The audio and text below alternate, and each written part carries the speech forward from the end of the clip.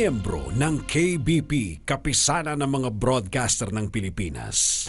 MBC Network News, broadcasting nationwide, worldwide, and netwide. From MBC Manila Broadcasting Company in Pasay City, ito ang MBC Network News. Sa headlines ng MBC Network News.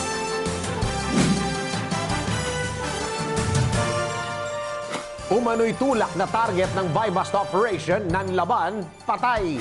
Mga motoristang nagte-text o tumatawag sa cellphone habang nagmamaneho, huhulihin na simula sa araw na ito.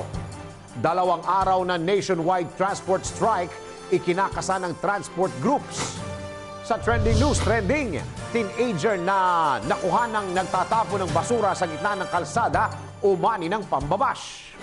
Sa good news, Manila Broadcasting Company humakot ng award sa Golden Dove Awards. Sa Alamba News, alamin, balikan ang mga naging aberya sa MRT3 at sino ang dapat sisihin. Sa Discovery, Genius, barbecue grill mat na imbento. Balita mula sa ibayong dagat, visa-free entry sa mga Pinoy, kinansila ng Taiwan. Sa Game Now, Gilas Pilipinas, inilampaso ang kupunan ng Vietnam sa SIBA. Sa Showbiz, Mocha Uson, idinepensa ni Laila de Lima sa mga basher nito. Nora Honor, umaming may butas pa ang kanyang lalamunan.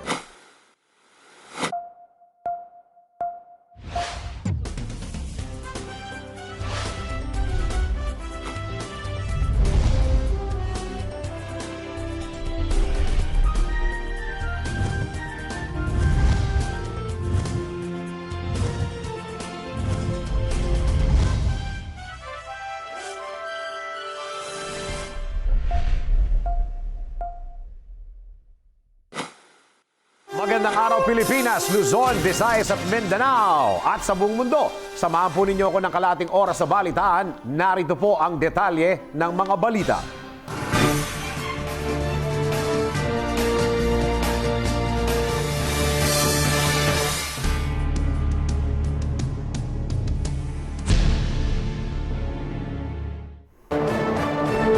Para sa mga mahilig dyan mang trip, maging babala pong ito sa inyo, itong balitang ito. Ito'y dahil ni Res Baka ng isang lalaki, ang 2 lalaki na nang trip sa kanya sa Quezon City, kung saan pinabulagta niya ang mga ito. Kung ano ang nangyari, alamin natin ang buong istorya mula kay RHO9, Sunny Casulia. Isang lalaki na kinursunada ang namaril at napatay ang mga nag-trip sa kanya sa Quezon City kaninang madaling araw. Sumiklab ang insidente ng pamaril sa kanto ng KJ Street at Camias Road, Barangay Camias, Quezon City. Ayon sa service crew ng isang burger stand na nakakita sa insidente, hinarang umano ng lasing na sina Nico Jan Ledesma at Nelbir Irano ang suspect at saka pinagsisigawan. Tumutugma ito sa pahayag ni Barangay Camias Tanod Roger Gonzales na una nang inaway ni Ledesma at Inano nang sawayin niya ang dalawa dahil sa pag-inom sa kalsada. Pasado 3:00 na madaling araw kanina ng pagbabarilin ng nag-iisang suspect na naka-orange na damit, naka-short pants at bull cap ang 2 biktima at naglakad na lang parang walang nangyari matapos ang nasabing pamaril. Para sa MBC Network News, RH9, Sunny Casulia, naglilingkod sa pagbabalita.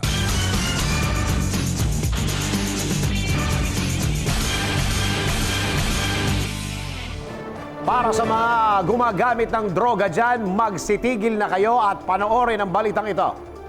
Isa na namang umano'y adik ang nagtutulak ng droga ang napatay matapos naman laban ito sa mga pulis na nang aarestuin ito. Para po sa buong detalye, buong istorya, alamin natin sa report ni RH44, Viendacles. Patay ang isa umanong notorious na tulak ng droga sa Quezon City kagabi. Sinasabing kumasa si Romel Haban alias Ogag sa buy-bust operation na inilatag ng mga pulis para sana maaresto siya. Nang matunog ang pulis ang kausap niyang bibili ng droga, nanlaban umano si Haban hanggang sa mapatay ng mga operatiba ng Quezon City Police District or QCPD sa tirahan nito sa barangay Bagbag, Novaliches, Quezon City, dakong alas 7:30 kagabi. Para sa MBC Network News, RH44, Vien Daclas, naglilingkod sa pagbabalita.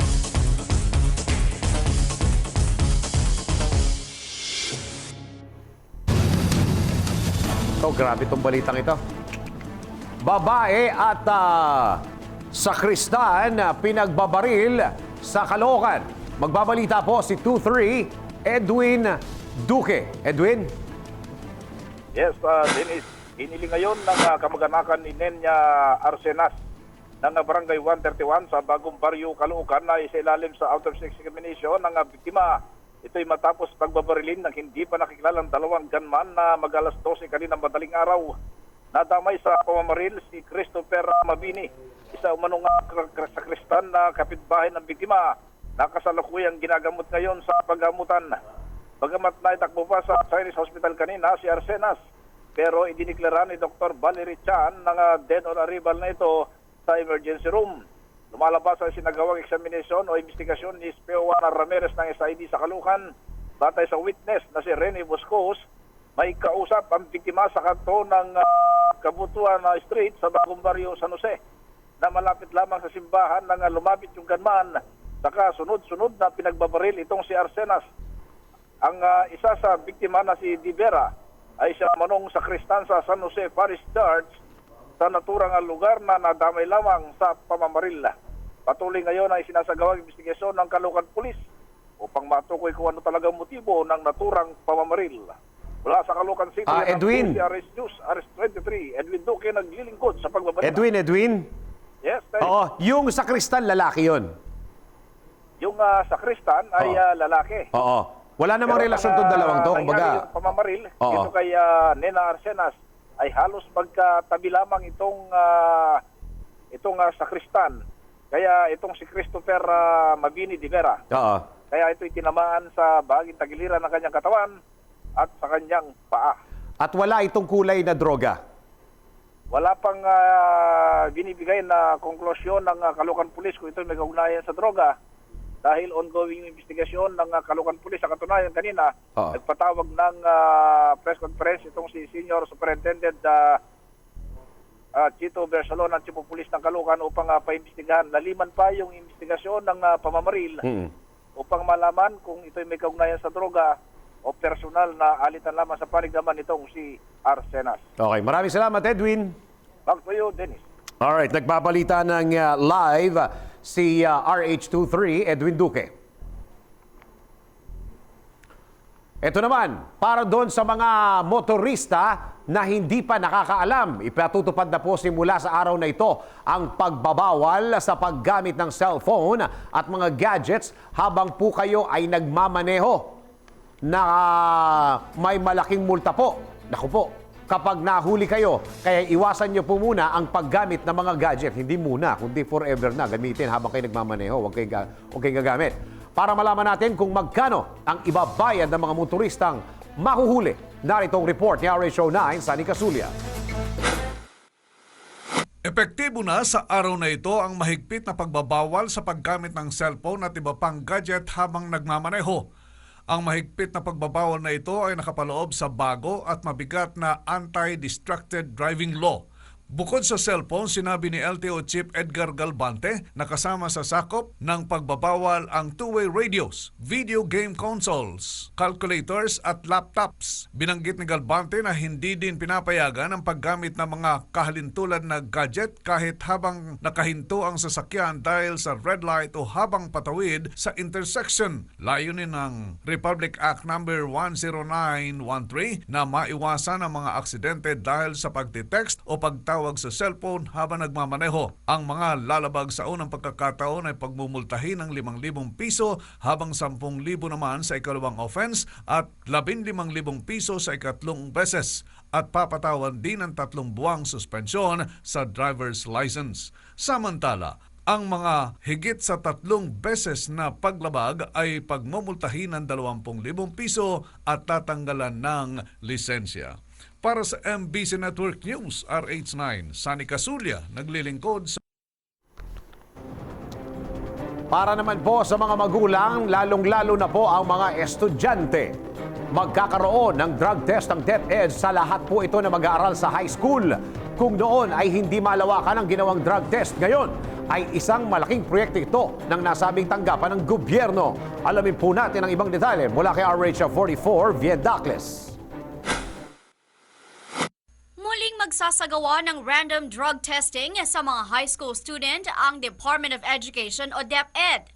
Ayon kay DepEd Yusek Jesus Lorenzo Mateo, dahil mga minor de edad ang subject ng nasabing drug test, makikipag-coordinate umano sila sa magulang ng mga ito. Kukuha tayo ng consent ng mga magulang dyan. No? Apo. Alam naman natin na pati ang mga magulang interesado rin Apo. tungkol doon sa kaligtasan, kalusugan ng kanilang mga anak. Sinabi pa ni Yusek Mateo na kapag lumabas na positibo ang isang binatilyo sa paggamit ng pinagbabawal na gamot, ay muli nila itong isa sa ilalim sa ikalawang pagkakataon.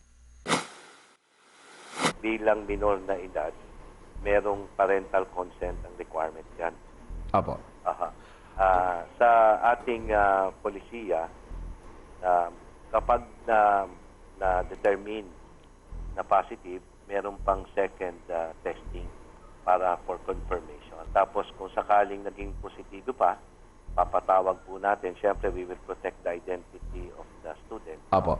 Papatawag po natin ang magulang Apo. para pag-usapan kung ano yung magandang gawin para maayos natin yung kinauukulan. Si DepEd Yusek Jesus Lorenzo Mateo sa panayam ng DZRH Follow-Up. Para sa MBC Network News, RH44, Vien Dacles, naglilingkod sa pagbabalita. Ito pa rin, balita pa rin sa Anti-Distracted Driving Act. Land Transportation Office o LTO magbabalita sa media ng implementasyon ng Anti-Distracted Driving Law sa buong maghapon. Available ba sila na tawagan? Baka mamaya hindi sila available ha. RH24, Edmar Estavillo. Edmar? Ang magmamasabat ng Department of Transportation o DOTR ng Anti-Distracted Driving Act simula ngayong araw, May 18, 2017. Pero wala pang nilalabas na impormasyon ng DOTR kung ilan na yung nasampulan na lumabag. Pero Dennis, kanina ay nakausap ko si LTO Director Attorney Clarence Ginto sa kanina at sinabi niya dalawang beses isang araw nito magbibigay ng impormasyon sa media. Kaugnay pa rin sa Anti-Distracted at kanina may text ito na alauna mamayang hapon ay personal na tatawag sa DSRH upang magbigay ito ng update.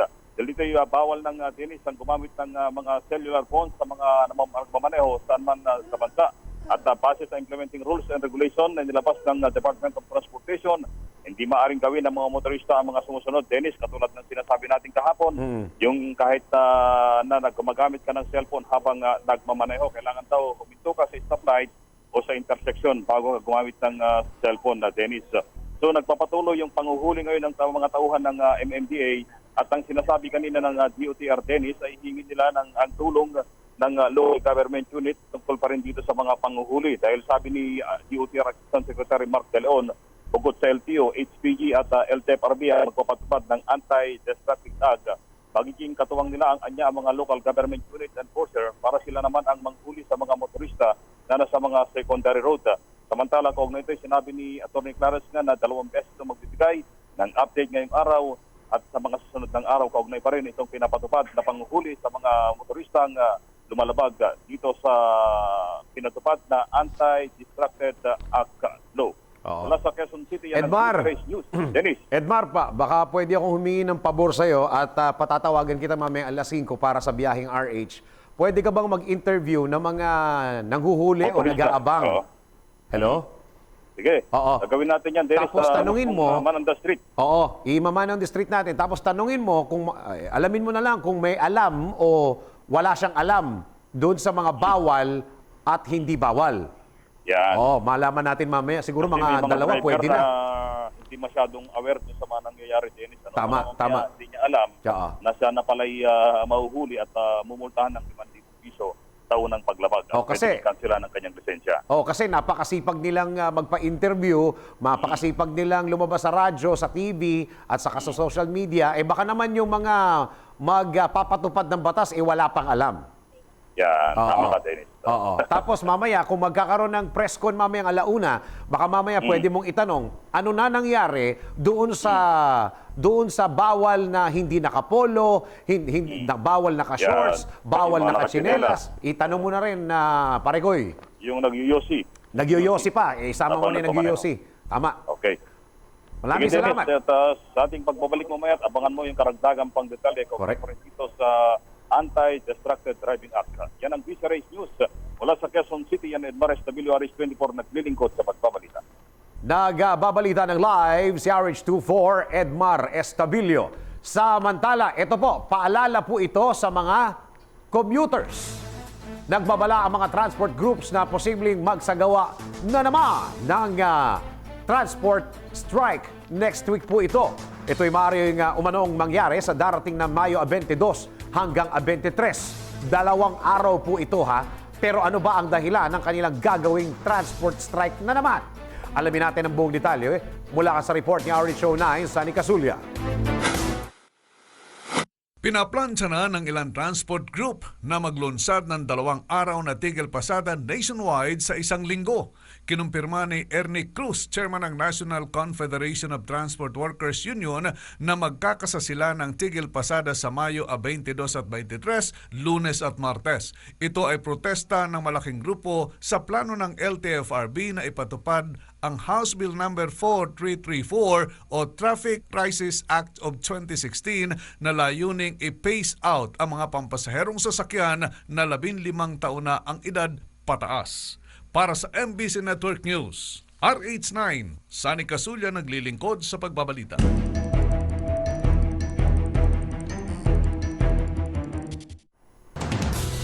Panawagan sa mga walang love life, magmahal na rin kayo. Ito'y dahil nagmahalan na ang mga gulay at panggisa sa palengke kasunod ng pagtaas ng presyo ng baboy, manok at isda. Akala ko naman kung anong klaseng pagmamahal yan. Pagmamahal pala ng pagkain, yung presyo. Alamin nga natin kung magkano ang itinaas ng mga rekadong yan. Narito ang report ng nagmahal na rin at patuloy pa rin nagmamahal na si RH44 Viendacles. May ganun. Hindi lang ang presyo ng karning baboy, manok at isda ang tumaas, kundi ang presyo rin ng sibuyas at bawang na importanteng sahog sa pagkain. Ang presyo ng bawang sa ngayon ay umaabot na sa 185 pesos hanggang 200 pesos kada kilo sa ilang palengke sa Metro Manila. Ang dati namang presyo ng sibuyas na 50 pesos kada kilo ay lumobo na sa 100 pesos kada kilo. Ayon sa ilang dealer, nakaapekto ang matinding init ng panahon sa presyo at supply ng sibuyas at ng bawang. Para sa MBC Network News, RH44, Viendacles, naglilingkod sa pagbabalita. Tanggap naman tayo ng ito, sa mga nagtatrabaho ng isang buong linggo. Pakinggan nyo to. Panukalang batas para sa pinaikling araw ng trabaho, isasalang na po yan sa plenaryo ng Kamara o sa plenary hall o sa plenary ng Kamara. Magbabalita si 1-4 Let Narciso Abinales. Inaprubahan na ng House Committee on Labor ang panukala na magbabawas ng araw ng trabaho ng mga manggagawa. Inaasahan ni Baguio City Congressman Mark Go, may akda ng House Bill 5068 na maisasalang sa plenaryo ang panukala sa ilalim ng Compressed Work Week Bill. Kaagad ang mga empleyado na bawasan ng araw ng trabaho pero dapat kumpletuhin pa rin ng 48 oras kada linggo. Sa ganitong paraan, pwedeng maging 4 o 5 araw na lamang ang trabaho ng mga manggagawa. Layo nito na mabigyan ng mahaba-habang pahinga ang mga empleyado para mabawasan din ang kanilang gastos at magkaroon ng sapat na panahon kasama ang pamilya. Ayon kay Go, napakahalaga na magkaroon ng balancing work-life ang bawat manggagawa para na rin sa kanilang kalusugan at para mas maging produktibo ang mga ito sa kanilang trabaho. Yan ang DCRH News, Let Narciso Abinales, RH14. Tungkol sa pagbabalita.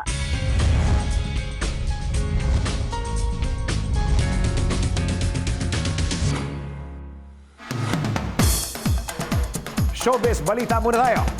Marami ang nagulat matapos na ipagtanggol ng nakakulong na si Senadora Laila de Lima si Mocha Uson sa mga nambabash dito. Ito'y matapos naman na ma-appoint ito bilang Assistant Secretary o ASEC ng Presidential Communications Operations Office. Abay, nakakagulat nga, pero bakit nga ba? Alamin natin ang buong detalye mula kay RH43, si Rocky.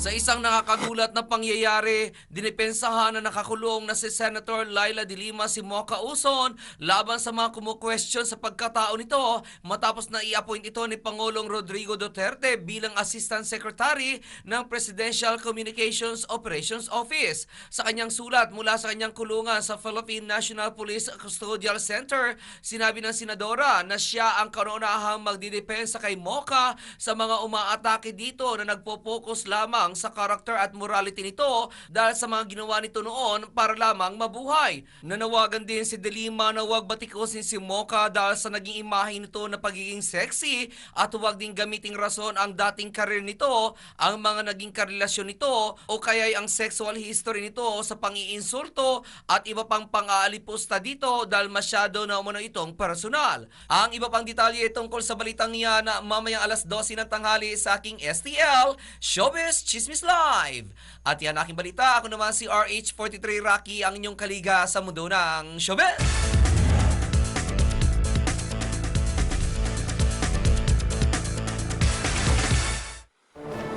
Calling, wanted, manners.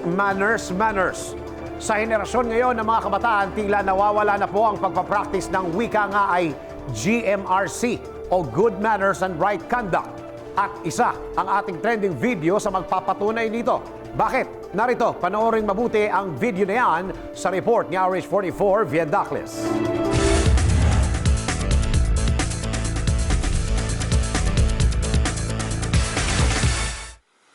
Tila nais ding maging sikat ng teenager na ito matapos mapansin at pag-usapan ng mga netizen.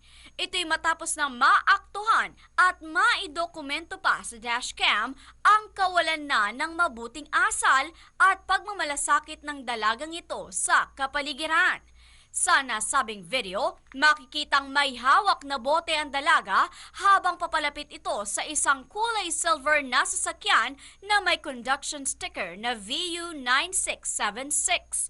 Makikita na bago pa man makalapit ang naturang dalaga para sumakay sa nasabing sasakyan, walang ano-ano'y basta na lamang nito iniwan ang boteng hawak nito sa mismong kalsada, kung saan makikita ring hindi man lamang pinatabi muna ang sasakyan upang hindi makaharang din sa iba pang motorista. Dahil sa walang pakundangang pagtatapon ng naturang teenager sa gitna ng kalsada, umani tuloy ito ng kaliwat kanang pambabash mula sa mga netizen, kung saan ang iba pa ay nagpahayag ng kanilang kalungkutan sa tila kawalan na ng kabutihang asal ng mga bagong henerasyon ng kabataan sa bansa. Para sa MBC Network News, RH44, Viendacles, naglilingkod sa pagbabalita. Oh, ito, isang paalala naman ito sa mga taong nakakalimot na ng salitang respeto. Kung kanina, kawalan ng respeto sa kapaligiran ng ating itinampok, ngayon naman, tila isang paalala naman sa pagbibigay ng respeto sa mga establishmento ang ating ipakikita. Ano to? Alamin natin yan sa report ni RH44. Nagbabalik si Viendacles.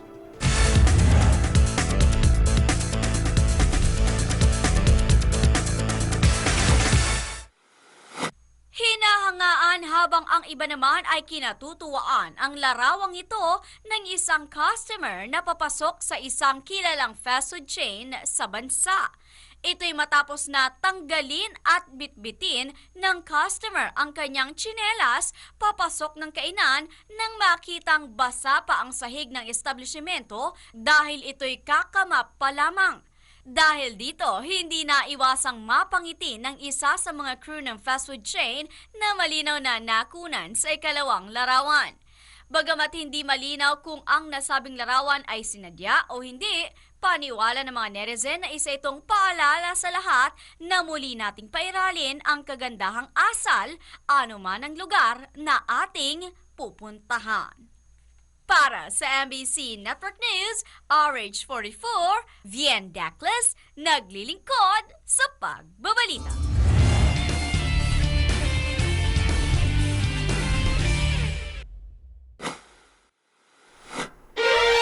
Ito ho, isang balitang nakaka-proud. Humakot ng awards at hindi nagpahuli ang mga talento at natatanging programa ng mga himpilan ng Manila Broadcasting Company. At sa isa na namang taon ng KBP Golden Dove Awards. At kilalanin natin ang mga nagwagi at kinilala sa prestiyosong Gabi ng Parangal. Ihatid sa atin yan ni RH09, Sunny Casulia.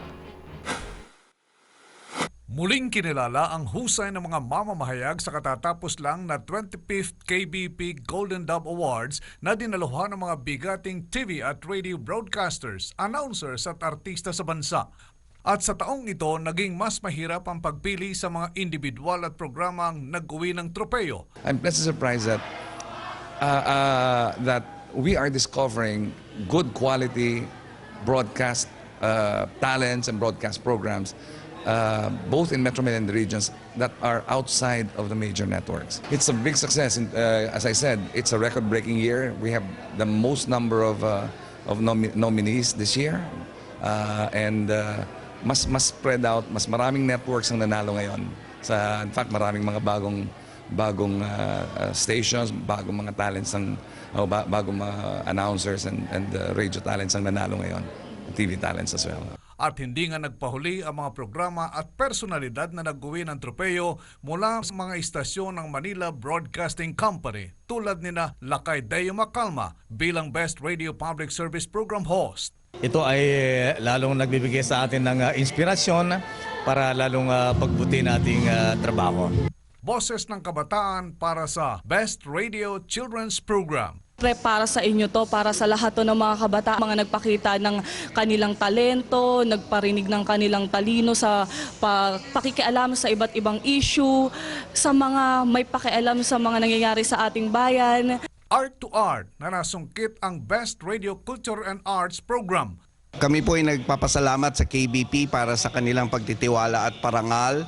Pang-apat na Golden Dove Awards ni Ma'am Lisa Macuja Elizalde and Boss Fred and the Art to Art team. At kami po ay nagbibigay-pugay din sa lahat ng artistang Pilipino at sa lahat ng Pilipinong nagmamahal sa bayan. Nakuha naman ng batang Mujahidin ng Radio Balintataw ang Best Radio Drama Program. Kami taus-pusong nagpapasalamat sa KBP sapagkat ito ang pagtitipon ng mga kasama nating broadcasters sa TV at sa radyo at ang makatanggap ng parangal sa inyong mga kasapi sa tinatawag po nating paglilingkod bayan ay talagang nakakapataba po ng puso, nagbibigay ng inspirasyon para patuloy na ang ginagawa po namin ay paaralang bayan sa Himpapawid para abutin lahat. Hindi rin nagpahuli sa parangal si Nicole Hiala ng 90.7 Love Radio bilang Best Variety Program Host. Sobrang saya ko kasi ang tagal ko na siyang gusto. Ang tagal-tagal, napakailap na tong ibon na to pero finally I have it. Ayoko naman sabihin pwede na ako mamatay, di ba? Pero sobrang laking karangalan. Kumbaga parang yung 13 years ko sa radio, parang napatunayan na tama yung ginagawa ko with this Golden Dove. So, wala naman po akong ibang hangarin everyday is to make other people happy. Nasungkit naman ng Aksyon Radyo Bacolod ang Best AM Radio Provincial. So I would like to thank the KBP for this wonderful opportunity na napanalunan po ng ating provincial station ng MBC ng DYEZ AM Action Radio Bacolod. Sa station staff, sila Nona and the rest of the gang sa Bacolod, congratulations. At sa KBP, maraming salamat po. Tinanghal naman bilang Best Radio Newscaster si Angelo Palmones. Maraming salamat sa pamunuan ng Manila Broadcasting. Kay Boss RSN, kay Attorney Reg, kay Ray Sibayan, sa lahat ng mga bumubuo ng news team natin, maraming salamat. Kay Malu, hindi ko makalimutan, kay Miss Malu Cabral, maraming salamat doon sa kanilang pagtsatsaga at pagpapasensya. Sana unawain nila na mahirap kaya gumising na madaling araw, ano, at maghatid na balita. But parang advocacy na natin na gumising ng maaga dahil ang pagbabalita para sa akin hindi lang obligasyon. Ito'y isang karangalan para maging bahagi ng araw-araw na buhay ng bawat Pilipino. Salamat. Hindi rin naman nagpahuli ang ilan pang mga programa at personalidad ng Manila Broadcasting Company na pumasok sa listahan ng mga finalist ng 25th KBP Golden Dove Awards. Unahang radyo, DZRH, subok na sa balita, DZRH, halik ng katotohanan, DZRH, ang makabagong bayanihan, serbisyong tapat sa'yo, DZRH. At yan ang ating Good News. RH9, Sani Casulia, naglilingkod sa pagbabalita.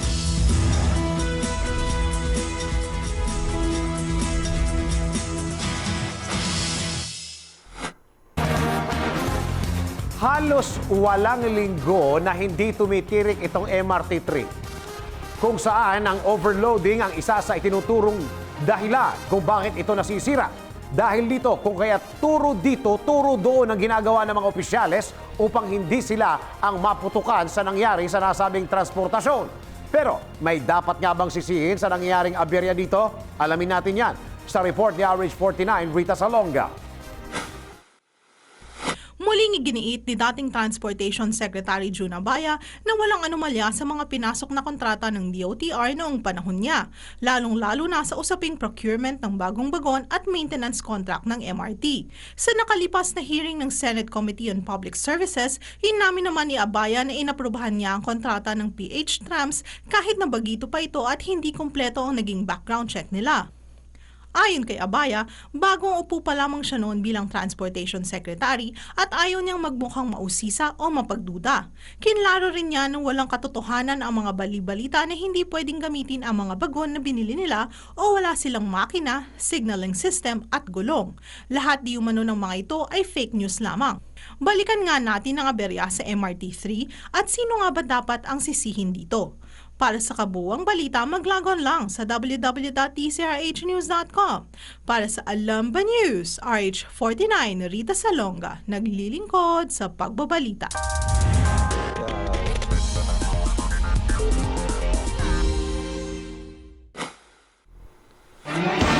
Mahilig ba ang inyong pamilya pumunta sa mga beach resort at doon mag-ihaw-ihaw?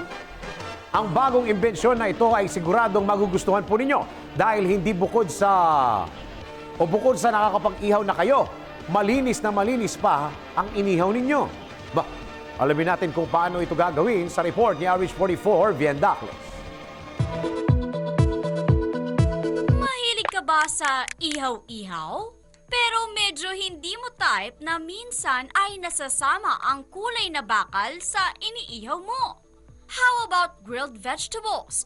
Pero ang problema, nahuhulog dahil sa buta sa pagitan ng mga grills. Solve na ang problema mo sa pamamagitan ng Genius Barbecue Grill Mat. Isa itong tila goma na banig na ilalatag mo lang sa ibabaw ng grill at makakakain ka na ng napakalinis na inihaw. It can withstand sa temperature na abot sa 500 degrees Fahrenheit o kaya 260 degrees Celsius. 100% din itong non-stick at dishwasher safe. Use it over and over again, no more ruined dinners and no more mess. Madali pang linisin. Ang cooking mat na ito ay maaaring ilagay sa barbecue grill, charbroil, big green egg smoker, charcoal propane, gas o kaya'y electric at perfect ito sa pagluluto ng chicken, ribs, burgers, steaks, fish, shrimp, fruits, vegetables, breakfast at maging pizza. Hindi lamang sa pag-iihaw pwedeng gamitin ang mat, kundi maging sa loob ng oven. It is a great helper lalo na sa pagbabakasyon. Kaya naman take the grilling to the next level sa pamagitan ng Genius Barbecue Grill Mat. At yan ang ating news discovery, RH44, Vien Declas, naglilingkod sa pagbabalita.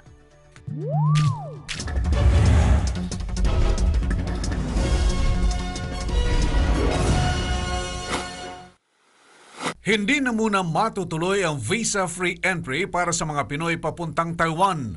Sa inilabas na advisory ng Taipei Economic and Cultural Office dito sa Pilipinas, sinabi nito na nire-sked ng Ministry of Foreign Affairs ng Taiwan ang visa-free entry sa darating na Setyembre na dapat sana ay mangyayari ngayong buwan ng Hunyo. Kailangan umanong makumpleto muna nila ang mga administrative procedure at ang interagency coordination. Sinabi pa ng MOFA na kanilang i-announce sa darating na Setyembre ang eksaktong petsa kung kailan nila i-implement ang nasabing visa-free. Sinabi pa ni Dr. Gary Song Juan Lin, representative ng Taiwan dito sa Pilipinas, na ang nasabing kanselasyon ay upang maging smooth umano ang operasyon at magkaroon ng mas epektibong immigration procedure, pati na rin ang kaligtasan ng lahat ng mga mananakay. Para sa MBC Network News, RH9, Sunny Casulia, naglilingkod sa pagbabalita.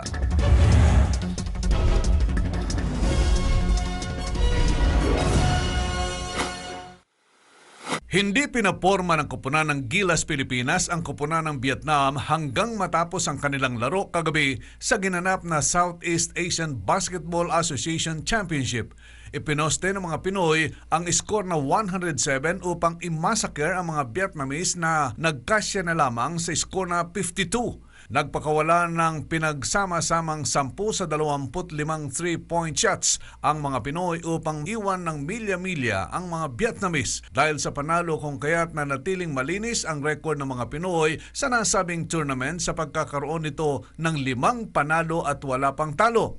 Susunod na makakaharap ng mga Pinoy ang wala pa ring talong koponan ng Indonesia sa finals sa darating na Huwebes, kung saan ang mananalo sa pagitan ng dalawang koponan ang magiging kaisa-isang qualifier sa 2017 FIBA Asia Cup sa darating na Agosto. Para sa MBC Network News, RH9, Sunny Casulia, naglilingkod sa pagbabalita.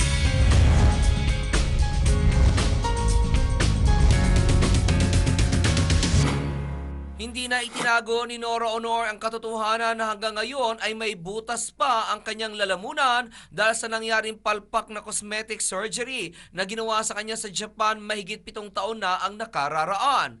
Ngunit ang maganda lamang umano sa ginawang finding sa kanya ng mga doktor dito sa Pilipinas at sa ibang bansa ay sinabi naman ito na hindi naman naapektuhan ang kanyang vocal cords. Sa pakikipag-usap ng superstar kay Sherry Hill sa Malaysia, sinabi umano nito sa kanya ang tungkol sa throat doctor ni Lea Salonga kung kaya't interesado umano siyang mamit ito. Ang iba pang detalye tungkol sa balitang yan na mamayang alas 12 ng tanghali sa aking STL, Showbiz Chismis Live.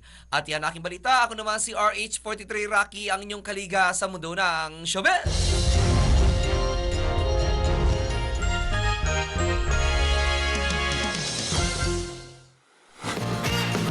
Para sa lagay ng ating panahon, umaga pa lang po ay makulimlim na kalangitan na bumungad po sa atin. At kagabi pa nga, dito na lamang sa Metro Manila, bumuhos ang may kalakasang ulan.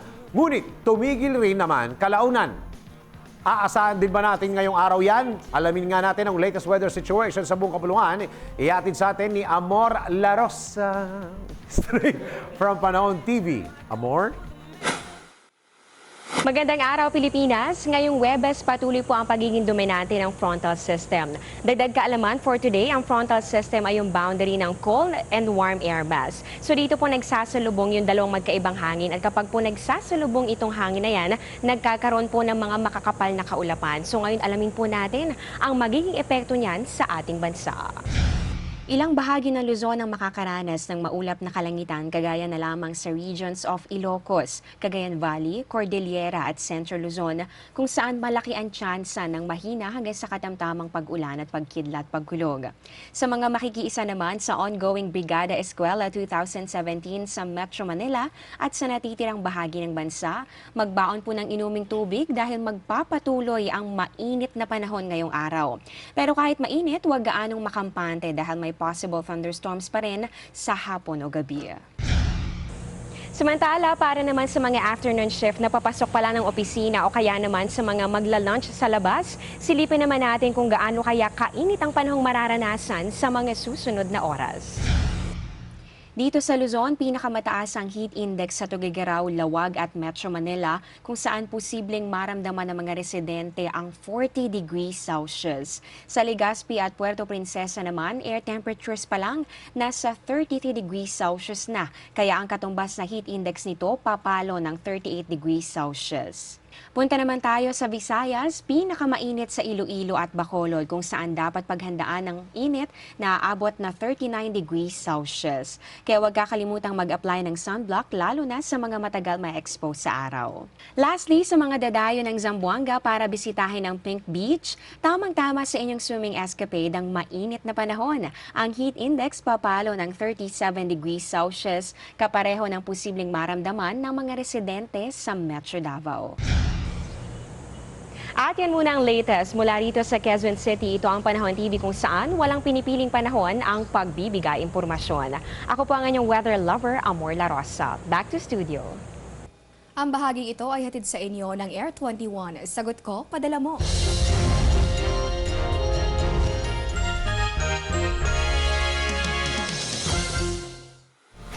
Maraming salamat, Amor. Amor La Rosa. At sumayin nyo naman ang kalahating oras sa ating balitaan, mga impormasyong dapat po ninyong malaman saan mang sulok ng mundo. Sa ngalan na bubo ng MBC Network News, ako po inyong lingkod sa pagbabalita. Ako po si Dennis Antenor Jr. Bukas, alas 11 ng umaga, tuloy-tuloy ang ating balitaan dito lamang sa MBC Network News.